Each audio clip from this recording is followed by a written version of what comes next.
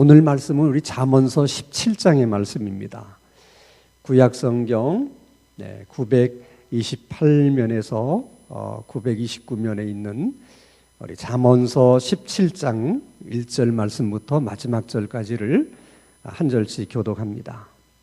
구약성경 잠언서 17장 마른 떡 한 조각만 있고도 화목하는 것이 제육이 집에 가득하고도 다투는 것보다 나으니라.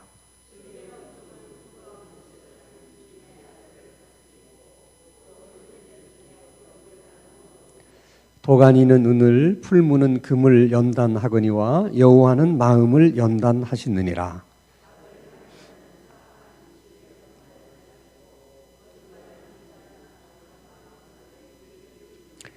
가난한 자를 조롱하는 자는 그를 지으신 주를 멸시하는 자요, 사람의 재앙을 기뻐하는 자는 형벌을 면하지 못할 자니라.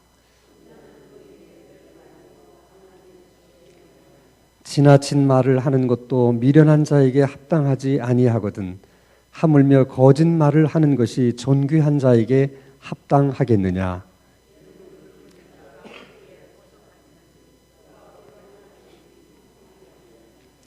허물을 덮어주는 자는 사랑을 구하는 자요, 그것을 거듭 말하는 자는 친한 벗을 이간하는 자니라.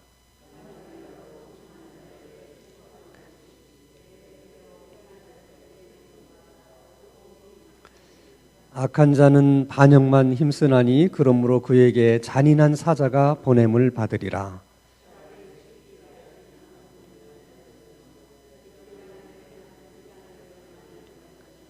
누군지 악으로 선을 갚으면 악이 그 집을 떠나지 아니하리라.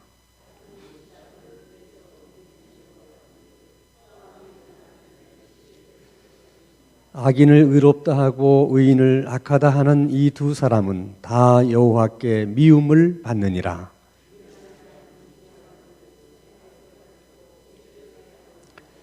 친구는 사랑이 끊어지지 아니하고 형제는 위급한 때를 위하여 낳느니라.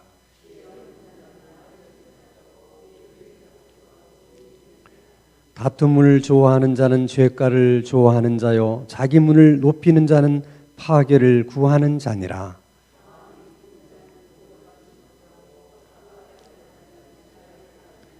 미련한 자를 낳는 자는 근심을 당하나니 미련한 자의 아비는 낙이 없느니라.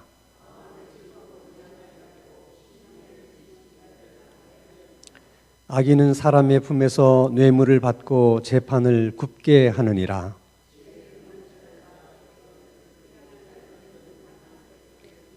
미련한 아들은 그 아비의 근심이 되고 그 어미의 고통이 되느니라.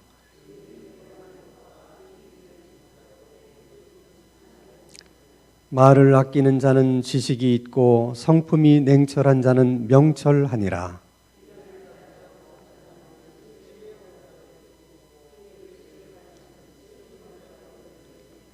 아멘. 우리가 이제 수요일 저녁마다 이렇게 잠언을 한 장씩 읽고 이제 하나님 말씀을 생각해 보는데 늘 느끼는 것이지만은 이 잠언서의 말씀은 마치 옛날 이제 유교의 무슨 이게 맹자라든지 이렇게 노노라든지 그런 글귀를 읽는 것 같은 이제 그런 맛이 나죠. 그래서 잠언서는 이렇게 큰 소리로 한 절씩 한 절씩 이렇게 운을 맞춰가면서 읽으면 그 읽는 맛이 나요. 그리고 참 그 말씀 한 절 한 절이 깊은 의미를 담고 있어요. 그러니까 잠언서는 큰 주제는 지혜에 관한 거지만은 그 한 절 한 절이 다 이렇게 연결이 되는 게 아니에요. 그러니까 그 한 절 한 절이 다 교훈을 담고 있는 금원 같은 것들인데 그렇게 흩어져 있던 그런 귀한 그런 문장들을 한 곳에 다 이렇게 모아서 이제 잠언서를 만든 거거든요. 그러니까 이렇게 스토리가 있어서 이렇게 쭉 연결이 되는 건 아니지만은 그 한 절 한 절이 깊은 의미를 담고 있습니다. 그래서 오늘도 잠언서 17장을 우리가 읽으면서도 이렇게 은혜되는 구절들이 굉장히 많죠. 그걸 다 다루면 얼마나 좋겠어요. 네, 오늘은 특별히 그 많은 말씀 중에서 마음이라고 하는 그 부분에 대해서 우리가 생각을 하려고 그래요. 자, 누가 지혜로운 사람이며 어떻게 사는 것이 지혜롭게 사는 것이냐 하는 것이 잠언이 끊임없이 우리들에게 주고 있는 말씀이거든요. 잠언서 17장에도 여러 가지 말씀들을 하고 있는데 특별히 이제 마음의 문제를 다루고 있다 하는 겁니다. 자, 그러면 이제 어떤 사람이 지혜로운 사람이고 어떻게 사는 것이 지혜롭게 사는 것인지 그것이 마음과 연관이 돼서 어떤 의미가 있는지를 우리가 이제 한번 생각해 보겠습니다. 자, 잠언서 17장 22절 말씀을 보면 한번 같이 읽겠습니다. 시작. 마음의 즐거움은 양약이라도 심령의 근심은 뼈를 마르게 하느니라. 자, 마음의 즐거움은 좋은 약이 된다는 거예요. 우리 몸에. 마음이 즐거운 것은 우리 몸에 아주 좋은 보약과 같은 것이지만은 심령의 근심은, 다른 말은 마음이 근심케 되는 것은 뼈를 마르게 한다. 뼈가 마를 정도면 얼마나 그것이 나쁜 거겠어요. 그러니까 다른 말로 말하면 마음의 즐거움은 우리들에게 보약이 되지만은 마음의 근심은 우리들에게 아주 몸에 안 좋은 뭐가 된다? 병이 된다는 거예요. 그러니까 이게 마음이라는 게 중요한 거죠. 자, 몸과 마음이라고 하는 것은 서로에게 영향을 줘요. 우리 몸이 우리 마음에게 영향을 주기도 하고 우리 마음이 또 우리 몸에 영향을 주기도 합니다. 근데 몸과 마음을 두 가지를 놓고 보면 어느 것이 더 많은 영향을 미치느냐, 몸이 마음에다 영향을 미치기보다는 마음이 몸에다가 더 많은 영향을 미쳐요. 그러니까 마음이 더 중요한 거죠, 몸보다는. 근데 사람의 몸은 눈에 보이지만은 마음은 사람의 눈에 보이질 않으니까 사람들은 어디에 더 많은 관심을 갖겠어요? 눈에 보이는 몸에 더 많은 관심을 갖게 돼요.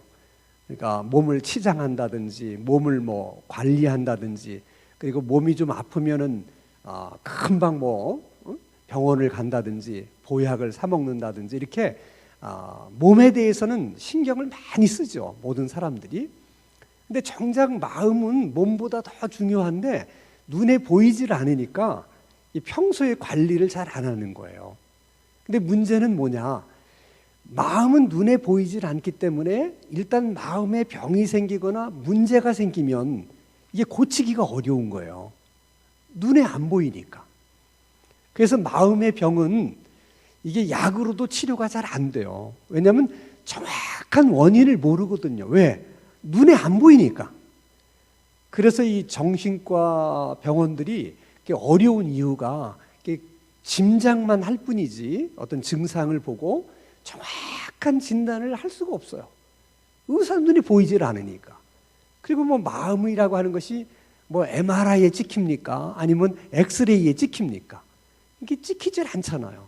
그러니까 이제 의사가 그냥 짐작해서 관례적으로 이렇게 이제 처방을 하니까 낫는 그 확률이 아주 현저히 떨어지죠.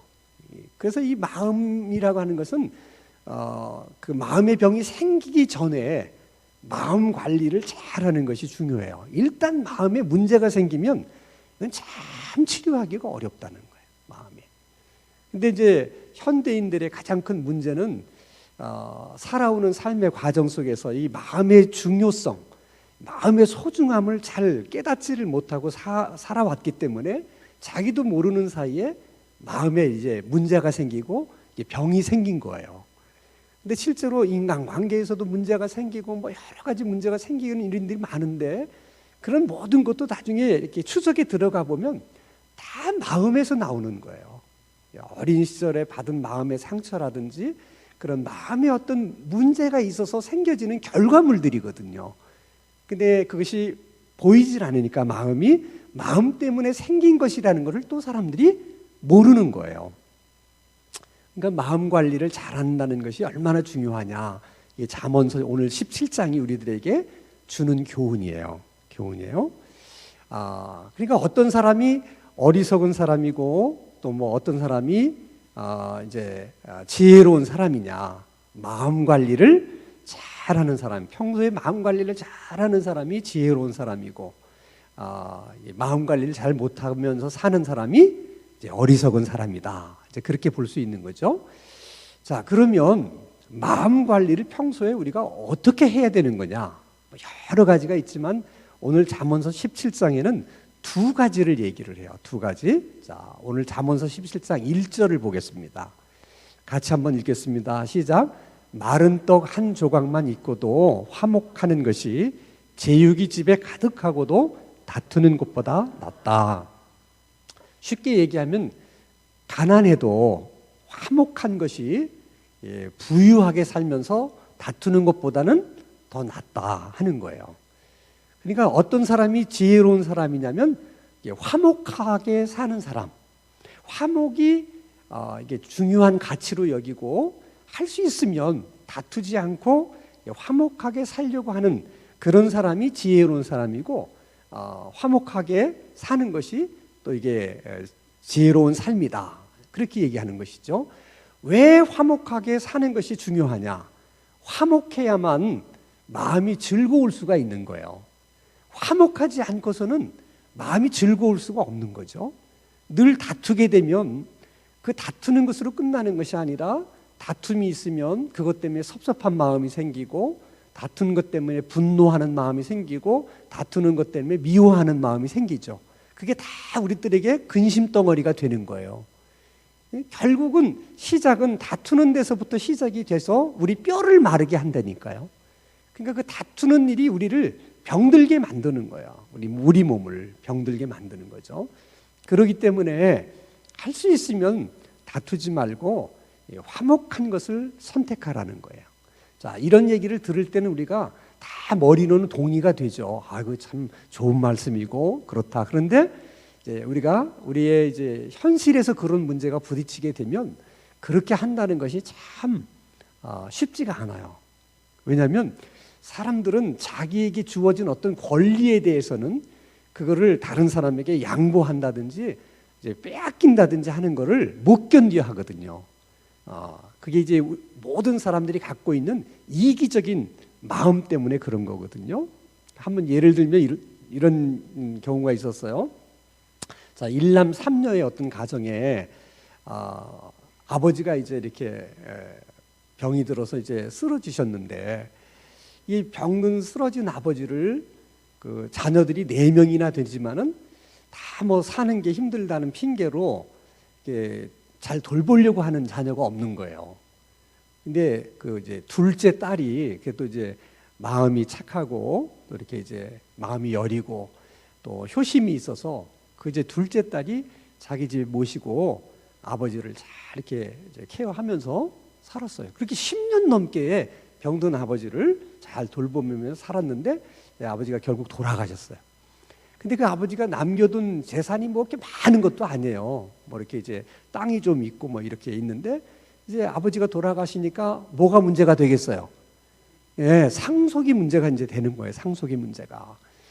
자, 이제 상속하는 것을 이제 문제가 되니까 아들은 자기 나름대로 자기 주장을 하는 거죠. 예, 내가 이제 이 가정의 장남이고 아들이니까 상속을 내가 제일 많이 받아야 된다. 딸들은 다 출가를 해서 이제 뭐 남의 집 사람이 됐으니까 딸들보다는 내가 더 많이 상속받을 권리가 있다, 그러는 거죠. 딸들은 또 뭐라 그러겠어요? 무슨 소리냐? 다 뭐 아버지 자녀는 다 똑같은 자녀지. 그러면서 하는 말이 그런 오빠는 아들로서 한 게 뭐 있냐? 그 말이 또 말이 돼요, 안 돼요? 되는 거야. 특별히 제일 섭섭한 사람이 누구겠어요? 둘째 딸이죠.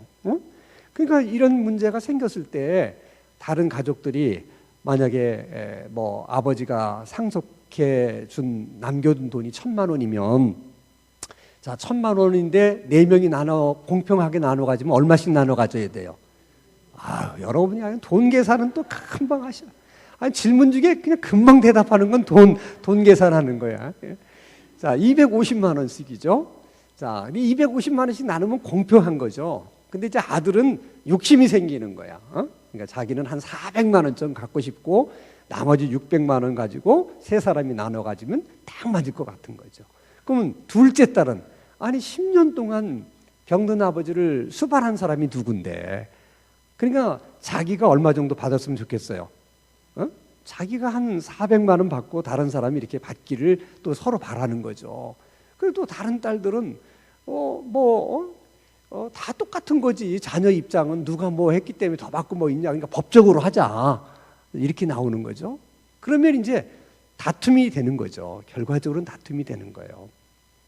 그래서 서로 다툼이 돼서 예를 들어서 뭐 아들이 조금 더 많이 받았다든지 뭐 막 다퉈가지고 결국은 둘째 딸이 더 많이 받았든지 그러면 뭐 더 많이 챙긴 것은 있을 수 있지만 그것 때문에 이제 가정의 화목은 깨지는 거죠. 그러면 서로 이제 그다음부터는 왕래도 하지 않고 서로만 감정이 쌓여가지고 그렇게 되는 거예요. 그러면 그게 얼마나 그 사람들을 불행하게 만드냐는 거예요. 그럴 때 둘째 딸이 사실은 어떻게 보면 제일 많은 것을 가질 수 있는 권리가 있어요. 왜냐하면 그 아버지를 10년 넘게 케어를 했기 때문에. 그러니까 제일 먼저 양보를 해야 될 사람이 누가 양보를 해야 될 것 같아? 둘째 딸이에요. 그게 중요한 거예요. 그러나 보통의 경우에는 내가 10년 동안을 내가 이 병든 아버지를 내가 수발했는데 오빠는 곱하기도 안 보이다가 이제 아버지 돌아가시니까 나타나서 뭐라고 아들 어쩌고 저쩌고 이러면 막 화가 나는 거죠. 그럼 다투는 거예요. 그것 때문에 결국은. 그러니까 양보는 누가 해야 돼? 권리가 있는 사람이 양보를 해야 돼요. 근데 이 둘째 딸이 잘한 것은 사실이지만은 자기가 아버지를 돌봤다는 이유 때문에 내가 더 많이 챙겨야 되겠다. 그럼 결국은 아버지한테 효도한 목적이 뭐야? 상속을 더 많이 받을 목적 때문에 한 일이 되잖아요. 이제 그렇게 되면 본인에게 그것이 즐거운 일이 되진 못하는 거예요. 후회스러운 일이 되죠. 그러니까 그거하고 상관없이 나는 아버지이기 때문에 병든 아버지가 불쌍해서 그래서 내가 자식으로서 나는 도리를 다 했다. 그걸로 이제 본인은 만족해야 돼요. 그리고 나누는 문제는 뭐 법적으로 하든지 뭐 공평하게 하든지 나하고는 상관이 없다. 그러니까 그렇게 해라. 그래서 얼마가 돌아오든 그냥 본인이 그것을 받아들이면 되는 거예요. 그러면 화목할 수 있어요. 본인은 마음이 그것 때문에 즐거울 수가 있는 거예요. 그것이 지금 잠언서에서 얘기하는 것이 그것이 지혜로운 일이라는 거예요. 그렇게 하라는 거야. 근데 여러분 이런 일이 우리 삶 속에 아주 많습니다. 그래서 부모하고 예를 들어서 자녀하고도 다툼이 많잖아요. 부모하고 자식하고도 다투면 안 되는 거거든요. 잠언서의 말대로 다투지 말고 뭐 하라고? 화목하라고 그러는데 사실 자식하고 부모하고 화목한 게 당연한 것 같지만 화목한 그런 부모 자식보다는 되게 다투는 부모 자식이 더 많아요. 그 왜 그러느냐?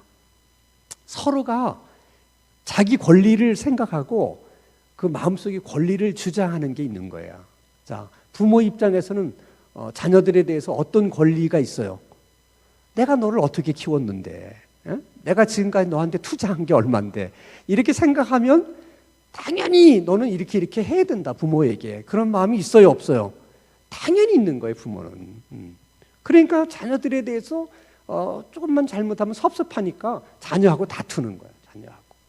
또 자녀는 또 자녀 나름대로 부모님이니까 당연히 나에게 자식에게 이렇게 해줘야 된다 하는 또 자녀는 자녀대로의 기대가 있는 거야.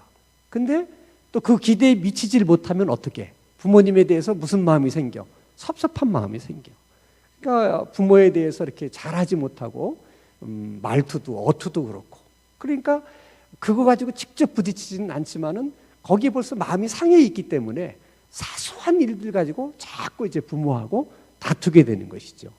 그러면 이미 벌써 마음에 문제가 생기기 시작하는 거예요.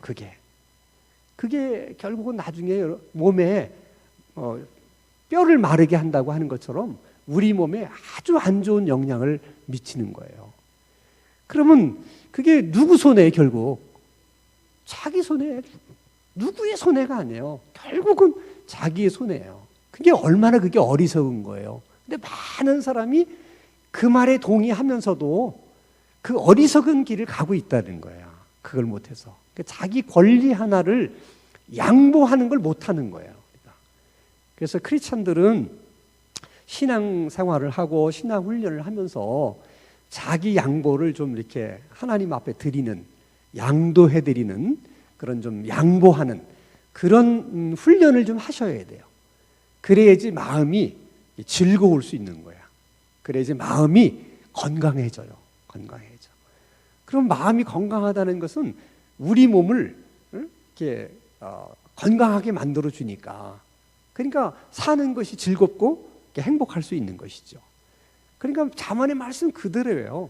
조금 생활이 어렵게 살아도 마음이 즐거우면 건강하게 살 수 있기 때문에 그게 오히려 행복한 거라는 거야. 여러분, 돈이 아무리 많아도 몸이 불편하게 되면 뭐 하겠습니까? 아무리 그 돈으로 여러분 비싼 음식을 사서 먹는다 한들 그게 맛이 있겠어요? 건강치 못한 사람이 무슨 음식이 맛있을 수 있겠어요? 아무짝에도 쓸모가 없는 거예요. 차라리 돈이 없어도 건강해서 걸어가는 게 낫지, 몸이 아파가지고 여러분 좋은 차 타고 간들 그게 또 무슨 소용이 있겠어요? 몸이 아픈데. 그럼 또 다 동의를 하시잖아. 이거 맞는 얘기라고. 그런데도 또 실제로 그런 문제가 부딪히면은 사람들은 거기를 선택을 못 하는 거예요. 그러니까 여러분, 잠언이 왜 31장까지 있겠어요? 계속해서 지혜로운 삶이 뭐냐? 뭐가 지혜로운 사람이냐? 이거 계속 얘기를 해주는 이유가 그래서 그런 거예요. 우리가 금방 잊어버리고 알면서도 못하고, 그러니까 계속해서 반복해서 얘기하는 거예요. 계속해서 반복하는 거죠. 자, 또 하나 우리가 이제 마음 관리를 할 수 있는 게 있습니다. 첫째는 뭐라 그랬죠? 우리가 마음 관리를 하기 위해서 어떻게 하자? 다투지 말고 뭐 하자? 화목하자. 그러기 위해서는 내 권리를 조금은 양보할 수 있어야 된다 하는 것이죠. 자, 두 번째는 9절의 말씀입니다. 자, 같이 한번 읽겠습니다. 시작. 허물을 덮어주는 자는 사랑을 구하는 자요, 그것을 거듭 말하는 자는 친한 벗을 이간하는 자리라. 그러니까 허물을 덮어주면 마음이 즐겁고, 허물을 덮어주지 않고 허물을 들추어내면 다툼이 있다는 거예요. 그러니까 허물을 덮어주는 것이 지혜로운 일이다. 근데 이것을 우리가 잘못 오해를 해서 무슨 범죄한 사실을 뭐 은폐한다든지 그런 의미로 지금 성경이 말하는 건 아니에요. 이걸 오해해가지고 이제 범죄한 것도 다 이렇게 은밀하게 이렇게 드러내지 않아야 된다, 그런 말로 여러분들이 이해를 하면 안 됩니다. 자, 일단 하나님의 심성, 하나님의 어떤 마음은 덮어주는, 허물을 덮어주시는 하나님의 본성이, 하나님이, 자, 예를 들면 예수님께서 화평케 하는 자는 복이 있다 그랬잖아요. 그걸 반대로 얘기하면 다투는 자는 복이 없다는 거예요. 화목케 하는 자가 마음이 즐거운 것이고, 그래서 몸이 건강할 수 있는 것이고 행복할 수 있다, 그렇게 얘기를 하는 것입니다. 그런 것처럼 하나님은 항상 우리들의 허물을 이렇게 덮어주기를 원하세요. 예를 들어서 아담과 이브가 선악과를 따먹고 자기들이 벌거벗은 것을 알고 나서 부끄러워가지고 무화과나무 잎으로 이렇게 치마를 만들어서 가리잖아요. 그게 너무 하나님 보기에 마음이 아프셔서 하나님이 가죽옷을, 직접 양을 잡아서 가죽옷을 만들어서 아담과 이브에게 이제 옷을 만들어 입힙니다. 그것을 원어로 보면 그 아담과 이브의 허물을 덮어주셨다, 그런 거예요. 부끄럽지 않도록 덮어주셨다. 그래서 이제 우리가 성경 중에서도 출애굽 그런 사건 중에 가장 큰 사건이 유월절 사건이잖아요. 유월절 사건도 뭐냐면 양의 피로 결국 천사가 그냥 넘어가잖아요. 그 얘기는 뭐냐면 하나님이 그 죄를 보고 싶지 않으셔서 양의 피로 덮으셨다는 거예요. 허물을 덮어주는 거예요, 결국. 우리들도 마찬가지. 우리들이 다 허물이 많은 사람들인데 하나님이 우리의 허물을 들추어내지 않으시고 예수 그리스도의 피로 우리의 허물을 덮으셔서 일부러 하나님이 우리의 허물을 보지 않으시려고 한다는 거예요. 그게 이제 하나님의 성품이기 때문에 우리도 이렇게 허물을 덮어주면 그런 하나님의 성품을 닮아가게 되는 거죠. 그게 이제 행복하게 사는 길이기 때문에 그것이 이제 지혜로운 삶이다, 지혜로운 사람이다 그러는 거죠. 자, 우리가 이제 이웃을 사랑해야 된다, 내 몸처럼 사랑해야 된다 하는 말씀 우리가 잘 알고 있잖아요. 사랑하는, 이웃을 사랑하는 방법, 뭐 가족을 사랑하는 방법 여러 가지가 있어요. 또 어려운 사람을 우리가 이게 도와주고 뭐 구제하고 또 뭐 섬기고 이런 것도 사랑해 주는 것이고요. 또 어려움 당한 사람과 함께 있어주고 또 그 사람의 고충을 잘 들어주는 것, 이것도 사랑하는 거예요. 근데 특별히 그런 것도 사랑이지만 베드로전서 4장 7절에서 8절을 보면 또 한 가지 우리가 이웃을 사랑하는 방법이 있어요. 자, 베드로전서 4장 7절에서 8절 같이 한번 읽겠습니다. 시작. 만물의 마지막이 가까웠으니 그러므로 너희는 정신을 차리고 근신하여 기도하라. 무엇보다도 뜨겁게 서로 사랑할지니 사랑은 허다한 죄를 덮느니라.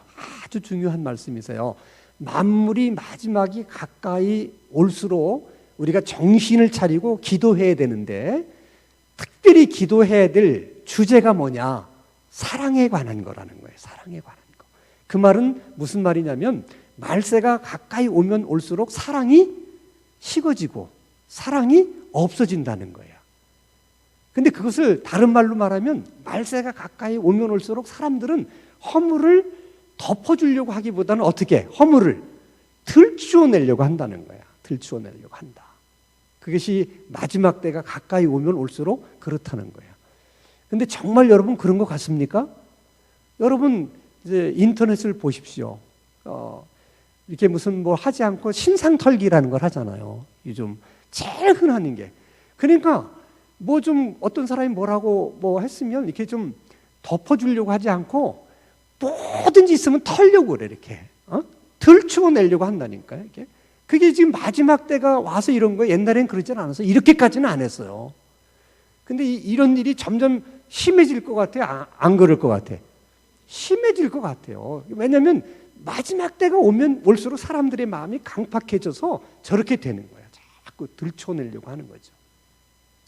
마귀가 그래서 하는 일이 뭐냐면 우리를 하나님 앞에 고소하는 일이에요. 마귀가 하는 일이 계속 들춰내는 것을 누가 해? 마귀가 하는 거예요. 하나님은 이 허물을 덮어주시려고 하는 분이죠. 그렇기 때문에 이 허물을 덮어주는 것이, 이것이 지혜로운 일이라는 거야. 될 수 있으면 허물을 덮어줘라.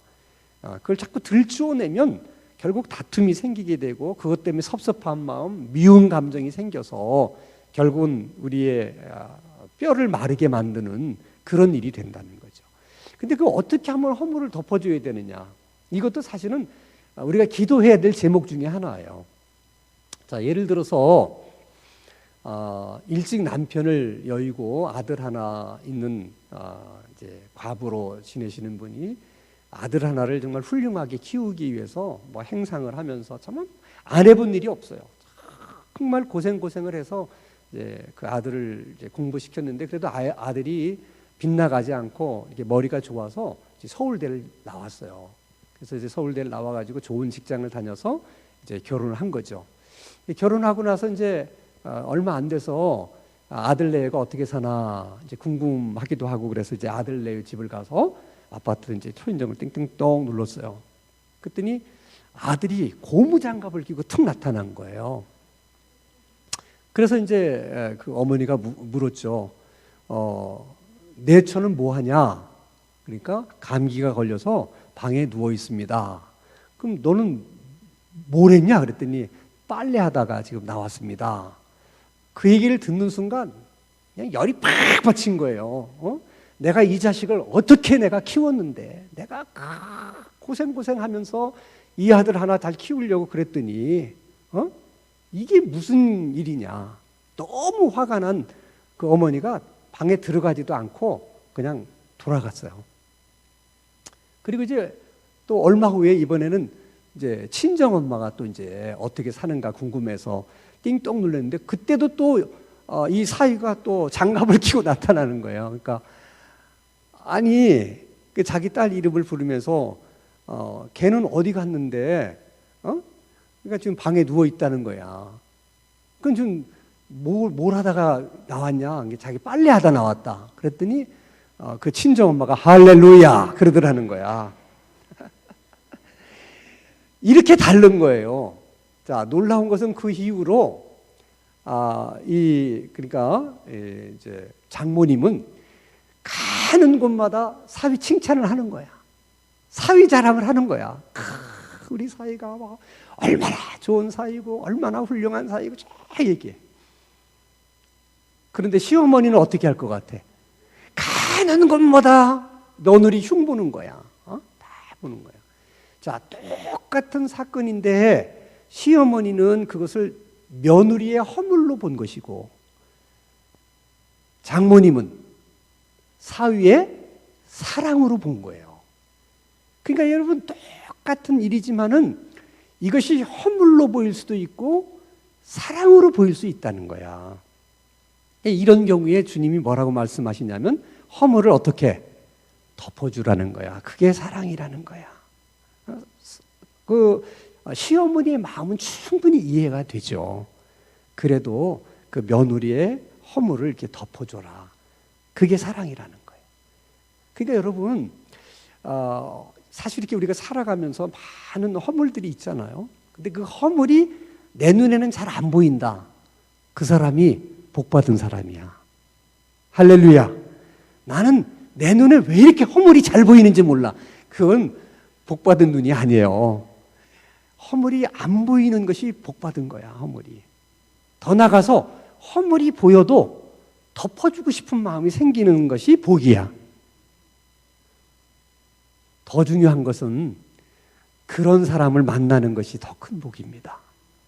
그러니까 여러분 오늘 저녁에 기도할 때는 특별히 하나님 은혜를 주셔서 그저 제 눈에는 허물이 잘 보이지 않게 해주시고 혹시 허물이 보일지라도 내가 이렇게 허물을 덮어줄 수 있는 사람이 되게 해주시고 하나님 더 저에게 은혜를 주셔서 그렇게 허물을 덮어줄 수 있는 그런 사람을 많이 만날 수 있게 해주세요.